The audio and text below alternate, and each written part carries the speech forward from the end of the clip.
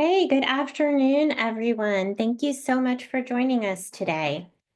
I want to go over a little bit of housekeeping before we start the webinar.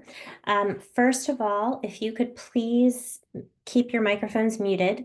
We will have a Q&A portion toward the end, and you're welcome to unmute then. If you want to ask a question, you're also welcome to put your questions in the chat if you prefer. So please keep your microphones muted the rest of the time. You're welcome to have your camera on or off. It's up to you. And don't forget that we are recording this.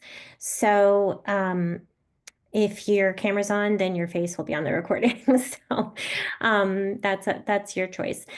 And the other thing I wanted to mention is that if you have any questions during the webinar, you can feel free to put them in the chat, and we'll go over those questions when we get to the Q&A portion toward the end. This lovely lady here is Christine Meekins. She is my colleague, and she's going to be helping with the Q&A and such. So if you want to direct message one person, it would be better to direct message her than me, because I'm going to be talking and not paying a lot of attention to the chat while we're going through this. And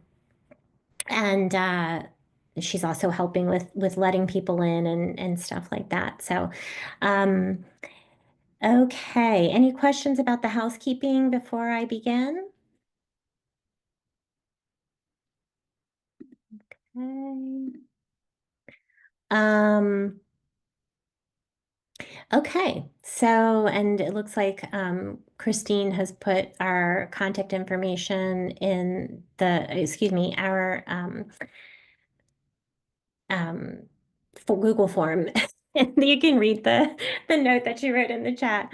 This is for giving us feedback and giving us your contact information. If you would like to be contacted about receiving services at Gladstone, you can put it in that Google form. Okay. Without further ado, I am going to get us started here. Okay, so this webinar is called When No One Understands DBT Skills for Overcoming Invalidation. Can everybody see my slides? If you can't, then put a comment in the chat or something, raise your hand in Zoom. So everything in DBT starts with mindfulness, and this is no different. So we are going to do a mindfulness exercise before we begin. If everyone could please get into a comfortable mindfulness position. We want you to be comfortable yet alert. You can close your eyes if you're comfortable doing that. If you're not comfortable closing your eyes, then simply let your eyes go out of focus and don't look at the computer screen. Actually, now that I think about it, this is an observe exercise that requires your eyesight, so don't close your eyes. Okay, so this exercise is observation of an object. So what I want you to do is choose any object within your reach to observe during this exercise. I am going to use my water bottle. Okay, so I want you to observe your object with a beginner's mind. That means that you're observing it as if it's the first time you've ever encountered this object. A lot of times we look at stuff and notice stuff and our minds kind of gloss over the details because we've seen it so many times before. So this time I want you to observe it as if it's the first time you've ever observed it. You can observe it with all or any one of your five senses. And while you're observing it, if your mind wanders away, simply notice that that's happened and gently draw your attention back to observing the object. I'm going to mute myself and set a timer, and I will let you know when our time is up. And we are practicing the mindfulness observe skill. Okay. And we'll start.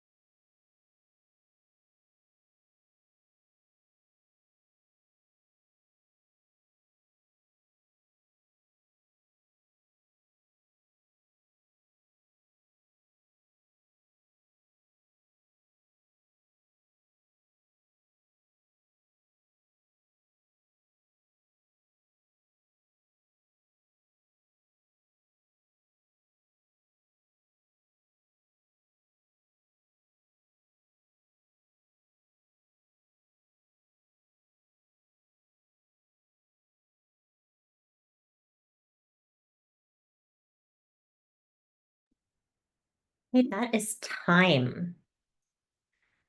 So, what did you all notice during that exercise? You're welcome to unmute and tell us now or type it into the comments. What did you notice?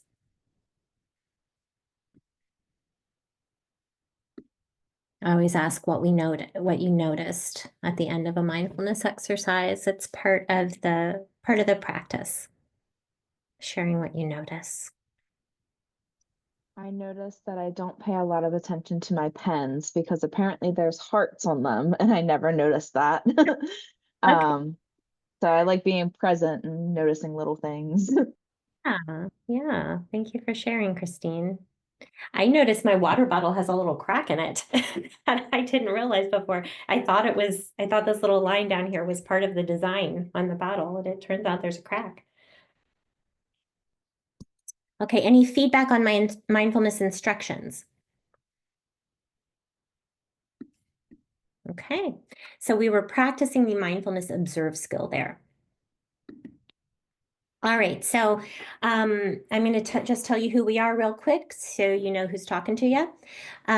Gladstone has a comprehensive DBT program that offers full fidelity to the model developed by Dr. Marshall Linehan, who's the creator of DBT. We were the first Maryland program to be certified by the DBT Linehan Board of Certification. We're very proud of that. It takes a lot of work to get that certification, and it means a lot to us that the board has the confidence in us to certify us. We offer DBT for adults and adolescents ages 14 and up, and it includes individual therapy, group skills training, and 24-hour phone coaching. And the adolescent program also includes family therapy and parent coaching. All right, so let's talk about our goals for today. What we're going to learn about today is invalidation and how it contributes to emotional dysregulation. We're going to learn to distinguish between helpful invalidation and harmful invalidation. And we're also going to practice a new skill that will help you recover from invalidation when it happens. So this skill that we're teaching today comes from the DBT skills manual that Marsha Linehan developed when she developed this therapy. And I'm just going to really briefly tell you what DBT skills are in case you're unfamiliar. So in a DBT skills group for adults, typically the group lasts 1 year and the curriculum lasts 6 months. We go through the curriculum twice. So during this 6 months, we go over 4 modules.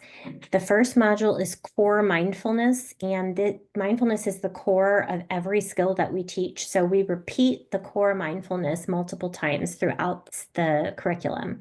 We also teach 3 other modules. One is distress tolerance. These are skills to help you be able to handle it when something really distressing happens in your life, because distressing things happen to everyone. We teach emotional regulation, which are skills that help you to understand your emotions, change emotional responses, and make yourself less vulnerable to intense emotions. And we also teach a module called Interpersonal Effectiveness and Dialectics. And these are skills that help you in dealings with other people. And that's the module that this skill comes from. What are dialectics? It's funny because when I read Marsha Linehan's memoir, I learned that she had never heard the word dialectics before she started developing DBT therapy. And once she did learn the word and what it meant, she thought, well, that sounds exactly like what I'm getting at here with this therapy. So she decided to call it dialectical behavioral therapy.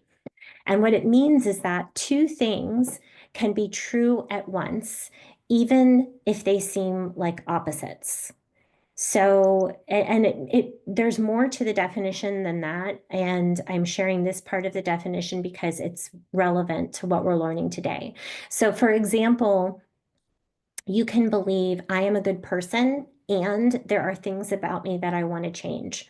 You can believe both of those things at the same time. You don't have to choose between the 2. All right, so I also want to briefly go over the biosocial theory, which is what DBT is based on. And this is how we understand emotional dysregulation in DBT. So this is a graph. I hope you guys can see my mouse moving around on the screen because so I can point to things. So going from left to right on this graph is time getting longer, and going from bottom to top is emotion getting more intense. Once the emotion is intense enough to be above this line here, that means that the emotion has gotten you into the red zone. We also call this emotion mind in DBT.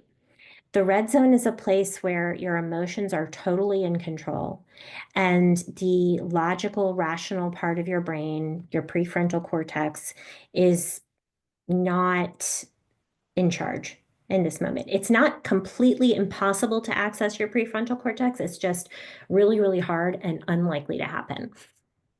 So people trying to rationalize with somebody who is in an intense emotional state, that's just not going to work. Rationalization is not going to work in that state of mind. So look down at this blue line here. This blue line represents the average person and how their emotions work. So this point down here is what we're calling the emotional baseline. So their baseline for their emotions are down here where this blue line is. And they're going along and something happens to cause an emotional response. Like let's say that the person checking you out at the grocery store gives you a funny look. Or, uh, you've texted a friend and it's been an hour and they haven't texted you back. Christine, did you have something that No, I think it accidentally unmuted me. I'm sorry about oh, that. okay, no worries. No. I thought you needed to tell me something. Okay. So something happens to cause an emotional response, like somebody gives you a funny look or your friend hasn't texted you back for an hour and your emotions come up some. And then they go back down and you go back to your baseline and go on with your day. People with borderline personality disorder or um, other problems that bring people to DBT therapy often have an emotional baseline that's much higher, like up where this red line is. Okay. So they're going along and something happens to cause an emotional response, and it could be the exact same thing that happened to this blue person down here. Um, but because their baseline is so high already, this thing happens to them and boom, they're already up here in the red zone. And not only that, but they tend to stay up in the red zone for a long time. It could be hours or even days sometimes before they come back down to their baseline. So we call this a high emotional baseline, high reactivity, and slow return to baseline. And all of those things have some biological components, and they're exacerbated by the social environment. So the emotional dysregulation is caused by the transaction between this person's biology and their social environment. So how does that happen?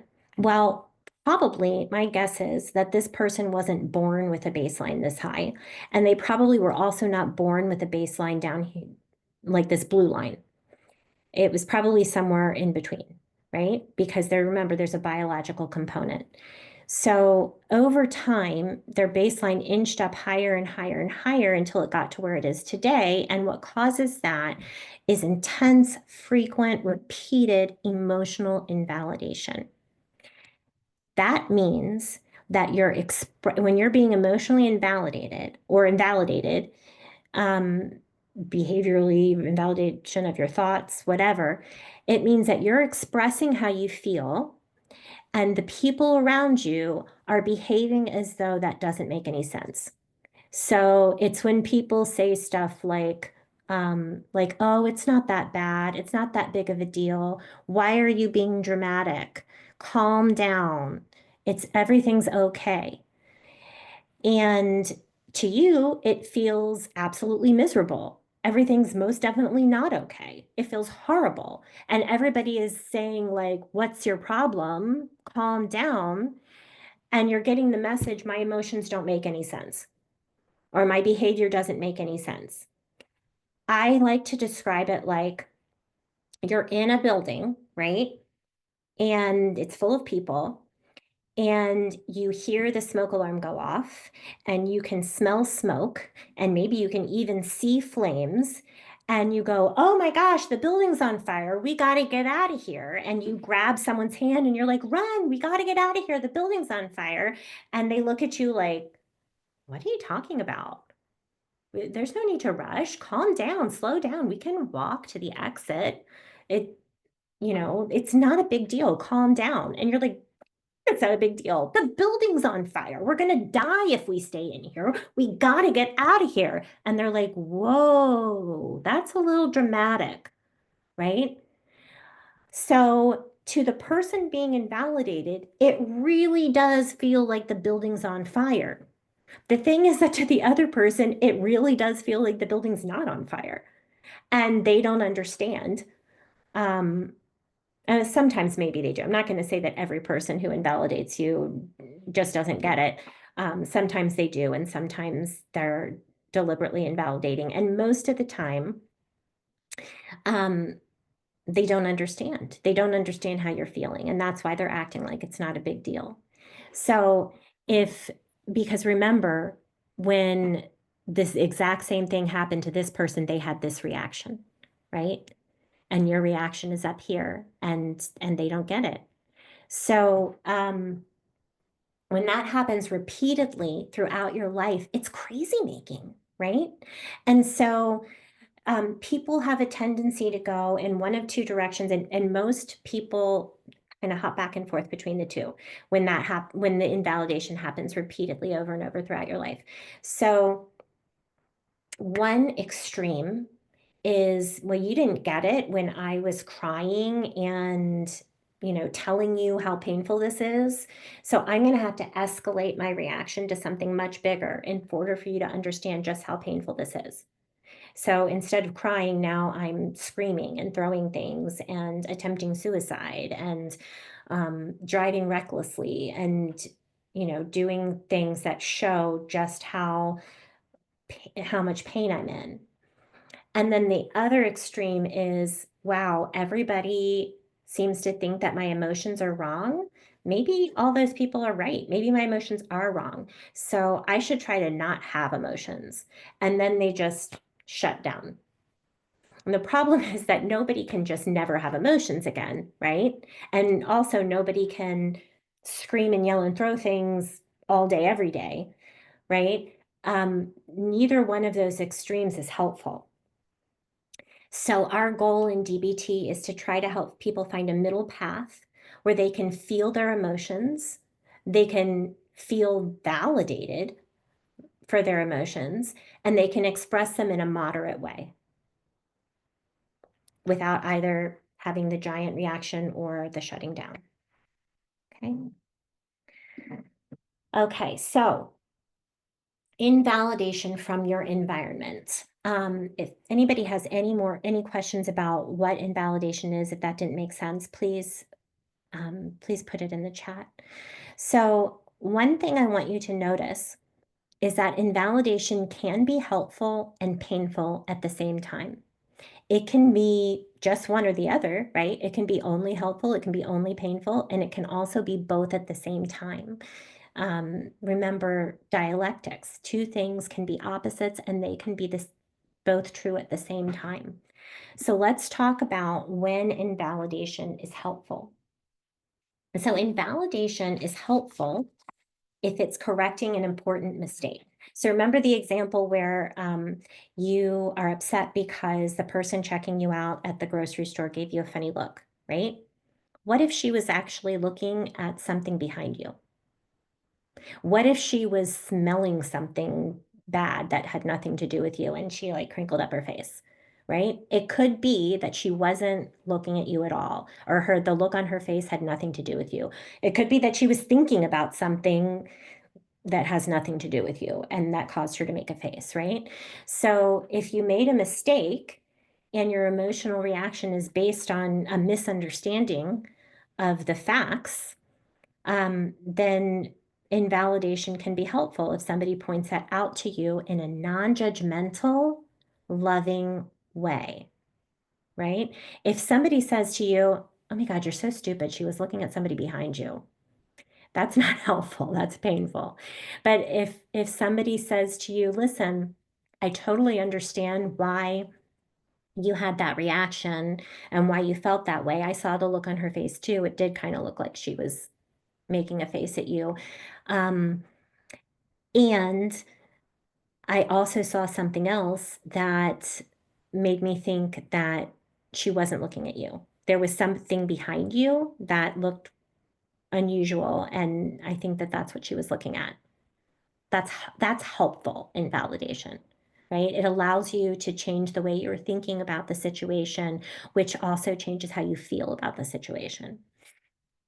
And that your facts need checking is really similar to that, right? We have a DBT skill called check the facts. That's part of our emotional regulation module, and I'm not going to go into it now.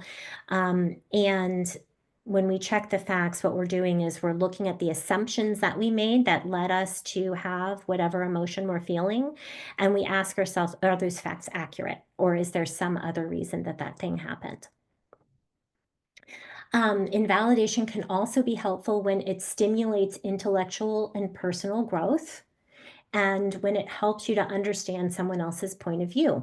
Okay, so maybe you and your loved one have two different ways of viewing a situation. Maybe my husband and I disagree on something to do with disciplining our kids.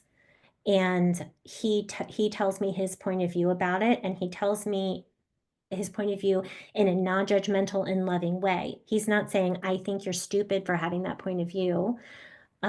He's saying, well, maybe consider this other thing also. And the two of us can have a stimulating um, intellectual discussion, and I can start to see the way he thinks about the situation, and he can start to see the way I think about the situation. And now we both have a new point of view, right? Based on understanding each other. Maybe you even have debates with people on politics or religion, right? I know these days a lot of those debates can get nasty and painful. And I'm not talking about when you're having those debates and people are like insulting each other, but when people are actually having a good faith debate where they're sharing their points of view and allowing other people to understand how they think, that can be helpful. And that's invalidation, right? Because they're telling you, no, I don't think the way that you think. I don't agree with your opinion. My opinion is this other thing, and here's why I think that. And and you're being loving and supportive of each other. That can be helpful. It can help you think in new ways, right? Okay, so invalidation is often painful. And for the people that we work with in DBT, they've usually, in fact, always, I don't think there's any time that I've ever worked with anybody in DBT that didn't experience some painful invalidation in their life, and a lot of painful invalidation. So here's when invalidation is painful. It's painful when you're being ignored, right? People are acting like you're just not there. That's invalidation. And the problem is that you can easily start to feel really unimportant or irrelevant in your own life or in your relationships. It's it's painful when you're being misunderstood repeatedly.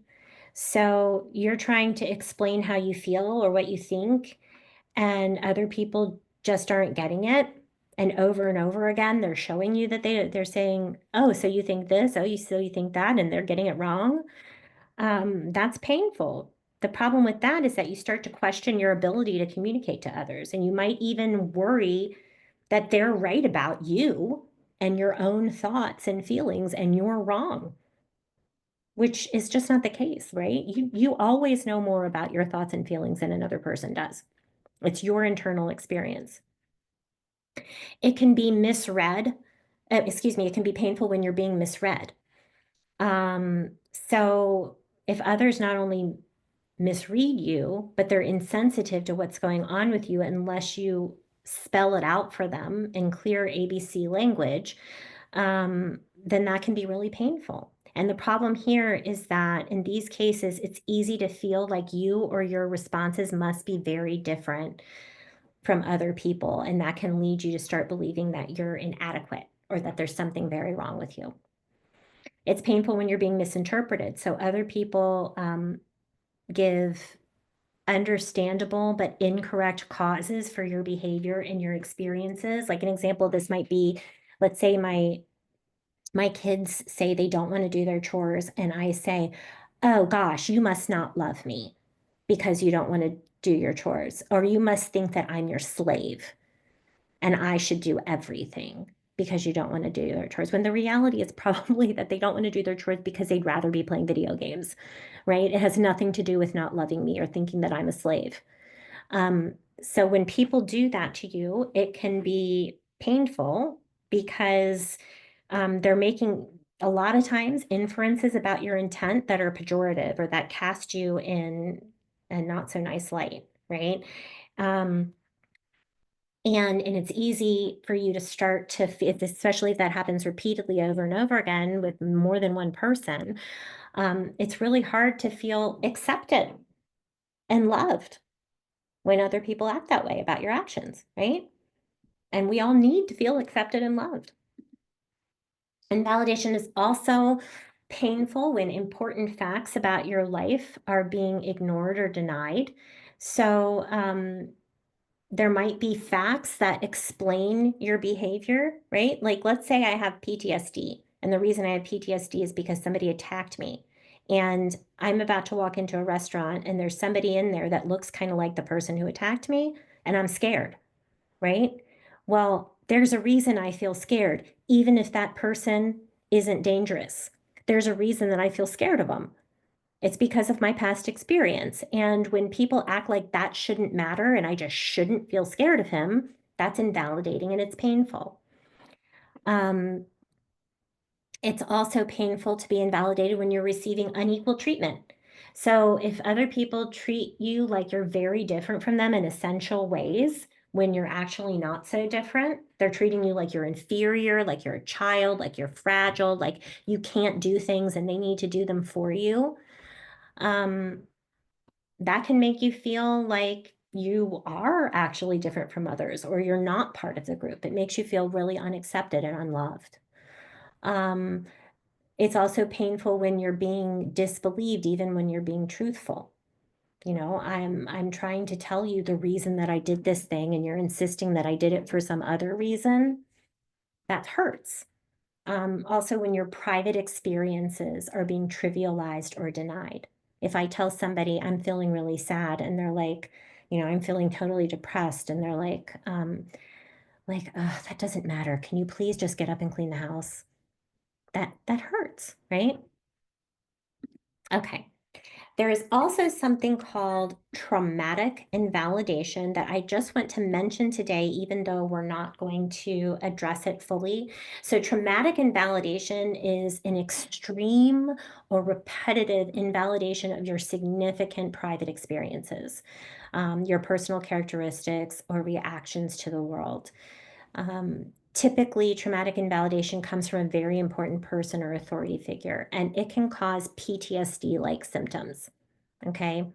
There is treatment for the if the traumatic invalidation that you've experienced is causing PTSD-like symptoms, then trauma therapy can treat. There are several different kinds of trauma therapy. We do DBT, prolonged exposure, in our program, and there are other types of trauma therapy that can help with this as well. So I encourage you to see an experienced trauma therapist if this is the case for you. The skill that we're about to talk about, I suppose, could be a little bit helpful with traumatic invalidation, and it's not going to solve that problem. Okay. All right, so let's talk about recovering from invalidation. This is the part where we're going to introduce the skill and we're going to practice it. So you can recover from invalidation by non-judgmentally checking the facts and self-validating. And I really want to emphasize here that you don't need to convince the other person that your feelings are valid. Okay? You can recover from invalidation even if the other person never gets on board with believing that your feelings are valid. It can be really tempting, and I know that the urge is so strong to try and convince the other person that your feelings are valid and to want validation from that other person. That is a normal way to feel. And it's also true that some people are never going to believe that your feelings are valid. And it might be that they just can't wrap their mind around it, they just can't understand it. And it might be that they don't want to believe that your feelings are valid, or it could be any number of other reasons. If you keep on trying to convince somebody else that your feelings are valid, even after they've demonstrated that that's not going to work with them, that can lead you to just feeling miserable. Okay, so if there's only one thing that you take away from this lecture, I want it to be this: you can recover from invalidation even if the other person doesn't validate you, even if they still believe that your feelings are invalid. Okay, so we're going to talk about how to do that. Okay, so recovery from invalidation. There are many things that you can do to recover from invalidation. These are some of them. And this isn't step-by-step instructions. Like, these are, you can do these things step by step, and you can also do some of them and not all of them. You don't have to do every one of these steps in order to recover from invalidation. These are, it's like a list of things that you can do. Okay, so the first one is to check the facts with the person you trust. Because remember, sometimes invalidation can be helpful if your facts need checking, right? So check the facts of the situation with someone that you trust and not the person who is invalidating you. Check the facts with somebody else. All right. So was that lady at the grocery store actually looking at something that was behind you? Did the friend who hasn't texted you back yet, maybe their phone battery died, right? There could be reasons that aren't what you think the reasons are for the thing that happened that's causing you to feel so bad. Then acknowledge and work to change invalid responses without any blaming.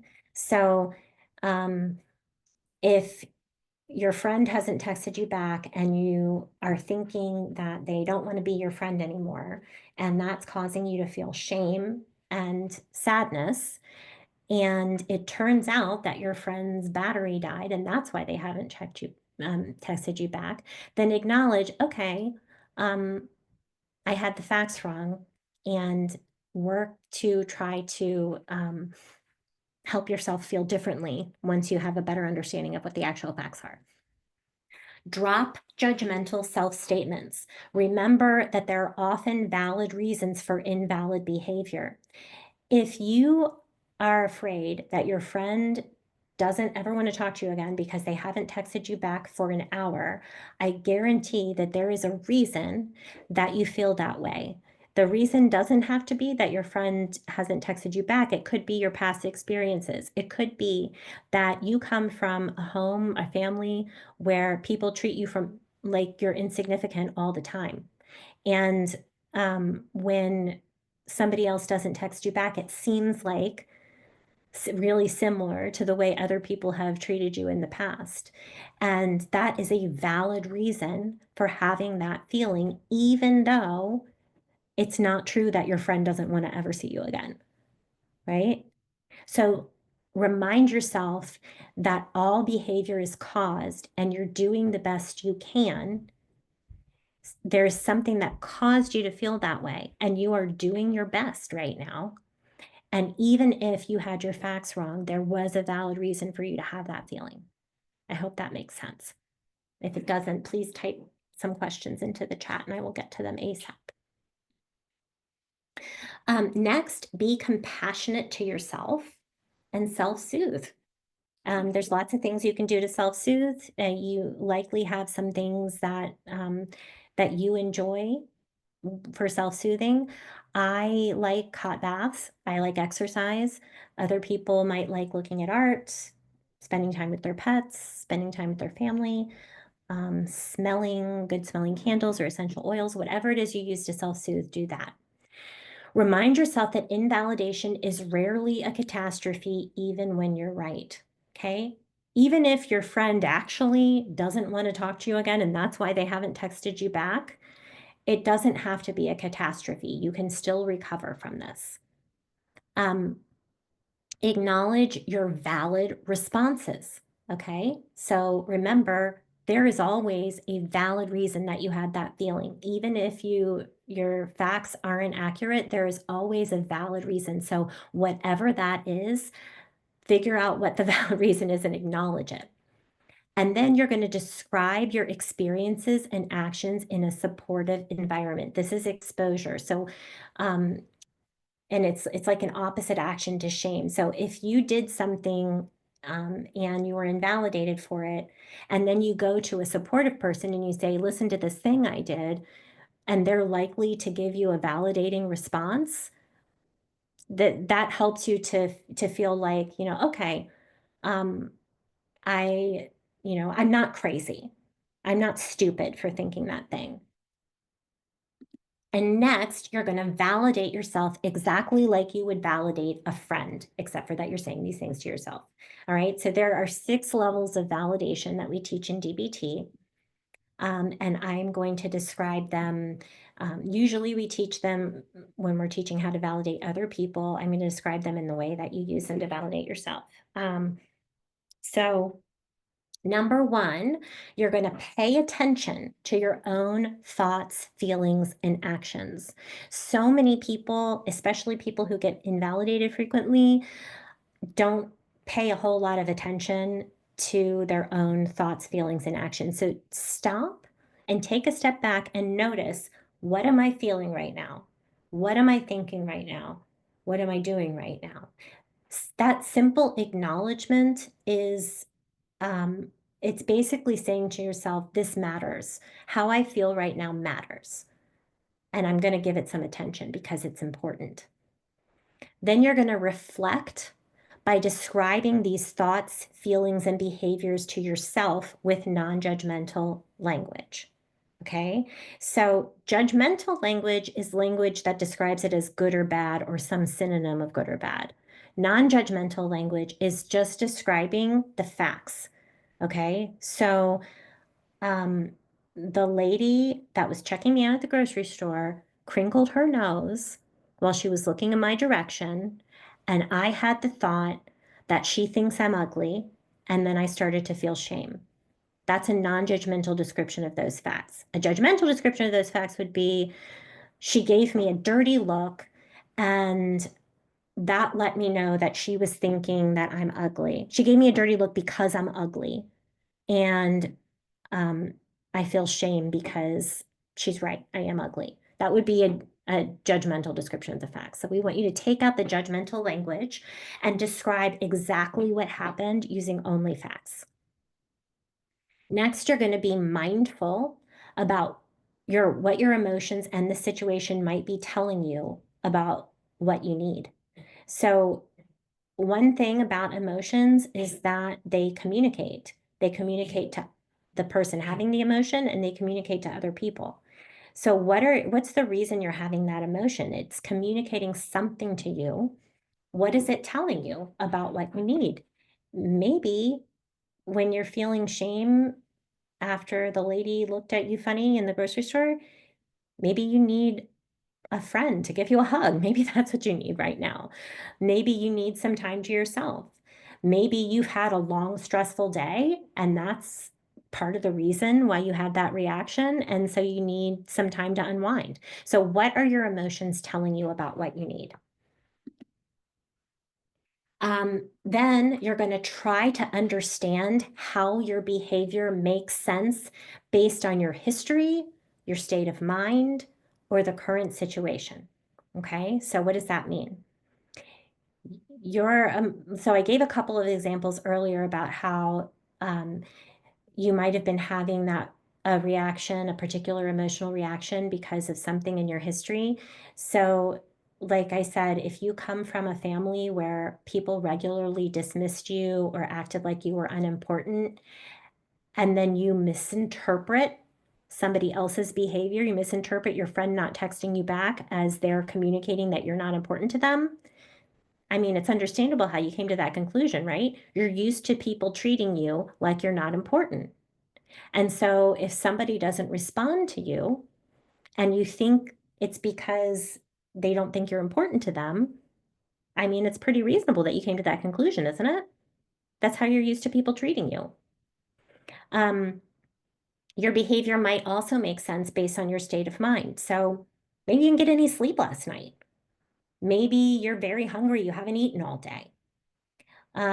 Maybe something really stressful happened at work earlier in the day, right? If you're really in a stressed out state of mind, you're vulnerable to intense emotions. And you could be with a friend and you could both experience the exact same thing, but they're well rested and they've eaten and they didn't have a stressful day. And so they have a different reaction than you did because their current state of mind is different. It also might make sense based on the current situation, right? Um,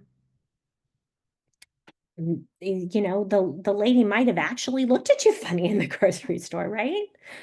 So it might make sense that you're having that reaction based on what actually happened in the current situation. So I promise you that one of these things, one of these three things, your history, your state of mind, or the current situation explains why you had that reaction, right? There is something that caused you to have that reaction. Figure out what it is and try to understand how your behavior makes sense based on that thing.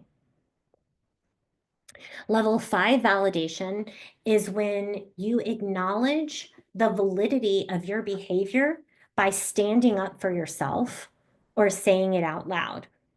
Okay. So, if my behavior is valid because I walk into the restaurant and I see a guy who looks like the guy who attacked me, and the people that I'm with are like, "Oh my gosh, would you please stop with this? We just want to eat at this restaurant. You're being dramatic." Standing up for myself would be saying, "Look, you guys know that I have PTSD, right? I don't feel comfortable being around that guy, and it's normal that I don't feel comfortable because I have PTSD." That's standing up for yourself. Now, you don't necessarily have to insist that nobody else goes to the restaurant. You don't necessarily have to insist that they say, you're right, Nicole, your PTSD explains that. You're just going to say it.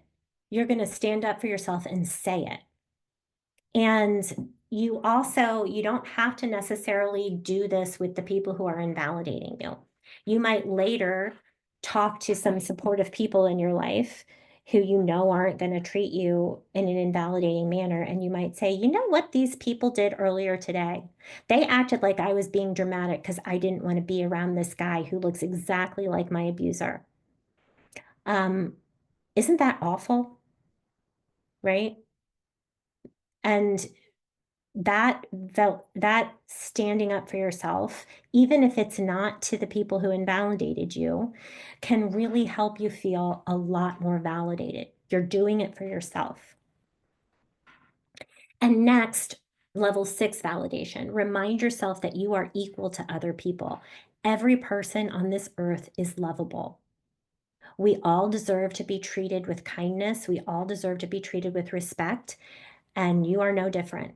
You are equal to other people. You are not less than other people. Okay, so now we're going to do a practice exercise. But actually, before we do the practice exercise, are there questions that I can answer?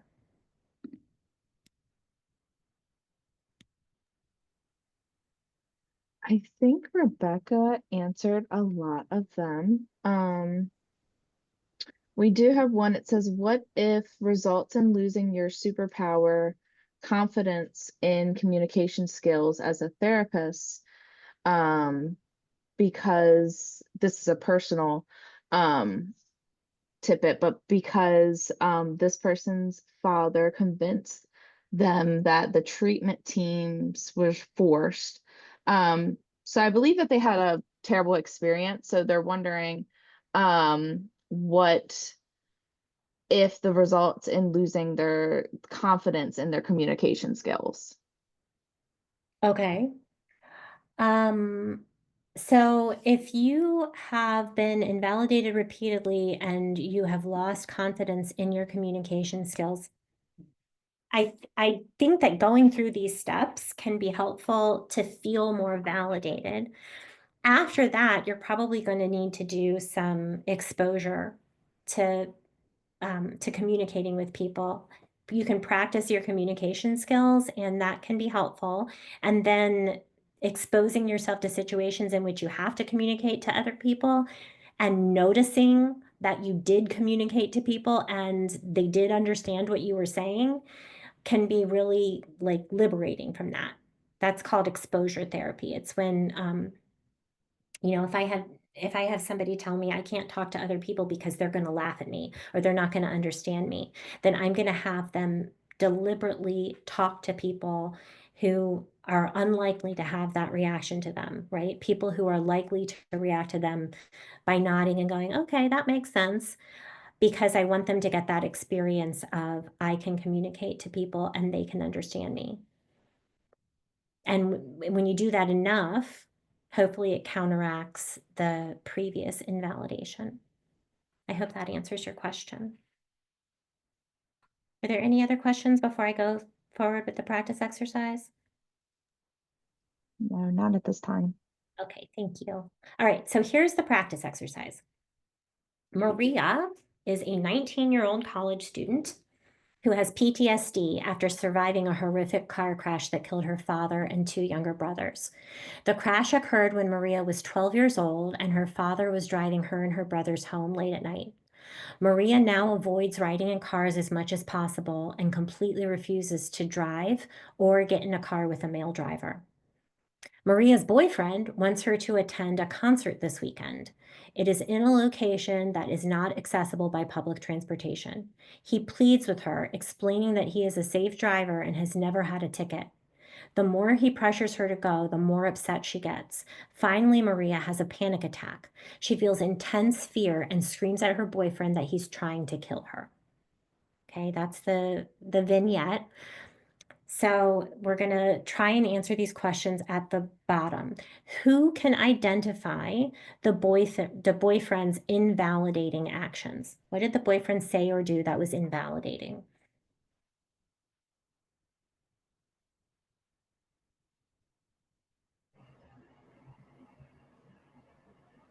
Um, oh, Oh, go right ahead. oh.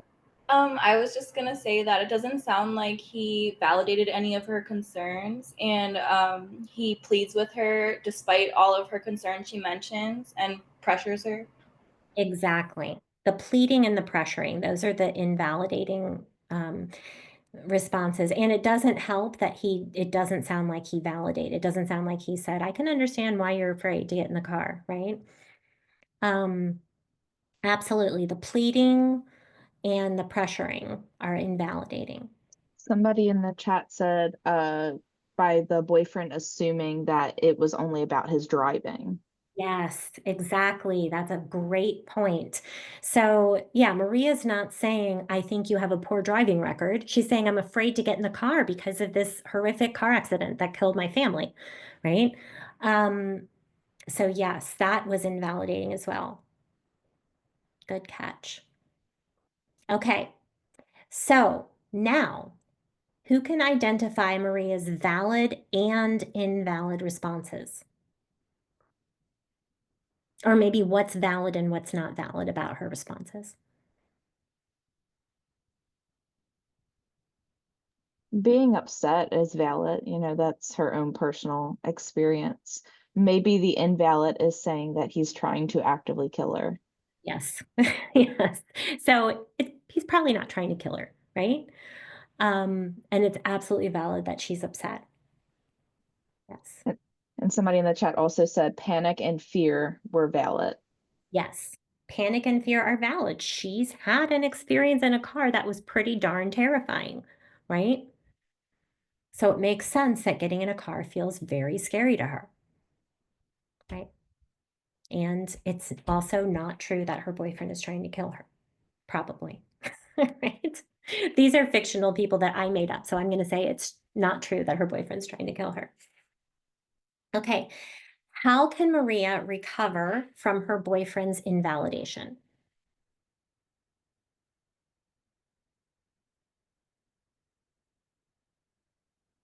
Who has some thoughts on what Maria can do to recover from her boyfriend's invalidation?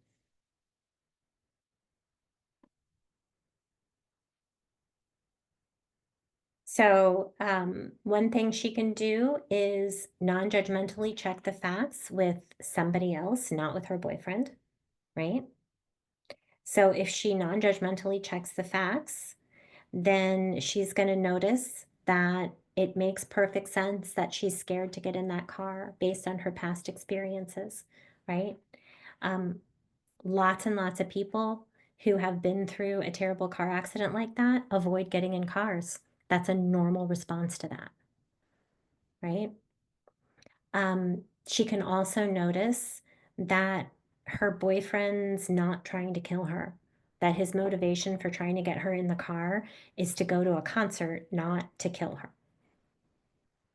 And then she can self soothe and she can practice all of those steps of self validation that we went over a few minutes ago.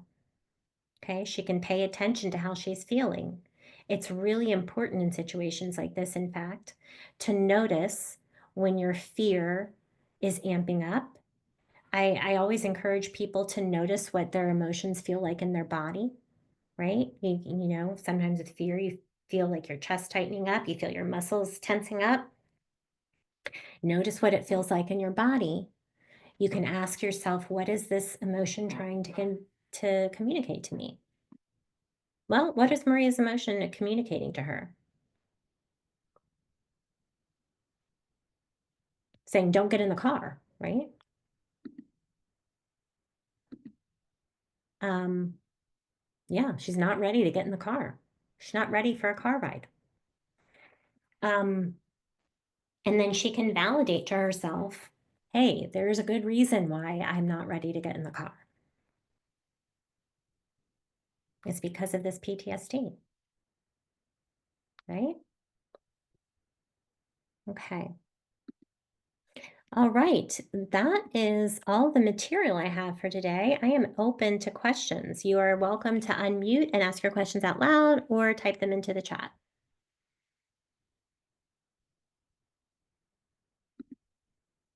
And if you have to leave, please don't forget that we have a feedback form that Christine shared at the beginning here. It's in the chat. We would love to hear your feedback. She just put it in there again. And if you want us to contact you about any of our programs, services at Gladstone, you can put that in the form as well. And I'm here for questions. Thank you. Your presentation was really helpful. Oh, good. Thank you. I'm glad. Did you have a question? No, no question. Thank you. Okay, great. I have a question. Sure. Often my therapist wants me to journal Mhm. while in the moment while things are happening, and it's hard for me to um stop in the moment or even afterwards, after if everything seems like a blur. Um, Suggestions Mm, to paying attention to my own thoughts and feelings and actions when things are happening. yeah, that's not uncommon at all. I think that probably the most effective way to get to a place where you're able to notice and non-judgmentally observe your own thoughts and feelings in moments of crisis is to practice that when you're not in crisis. So, you know, just I often I actually I had a client once who I thought this was such a brilliant idea.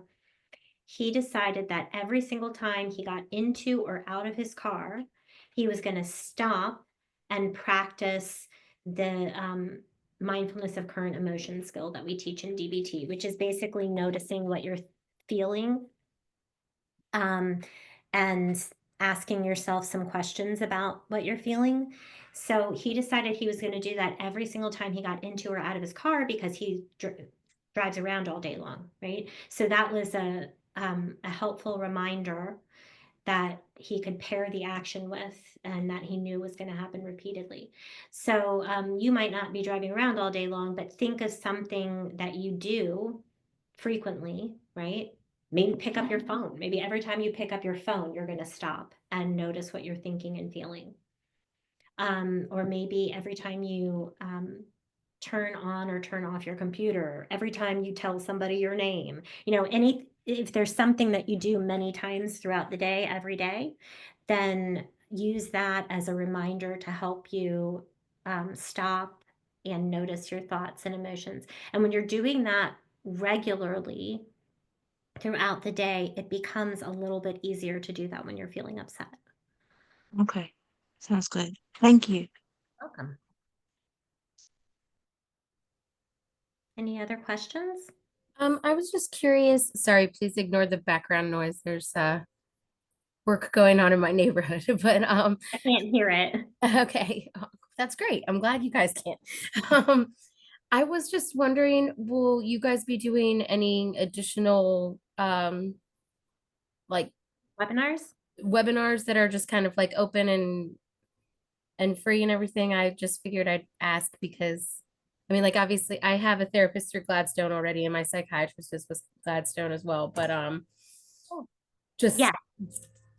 Yeah, the answer is yes. once you So combine it all, it starts to really add up really fast. And I'm like, I don't know if I can take on another thing, but at the same time, I feel like, adding additional skills in terms of just ways of interacting with my own mindfulness and teaching myself these skills and kind of going through and holding myself accountable for it in a way that it's challenging when you're kind of like doing it on your own, because it is a lot of self work and time and effort, and when you're it is living in survival mode, it's it can be a little much. yes, it is absolutely a lot of work. I hope that it's worth it, work that's well worth it, and it is still a lot of work.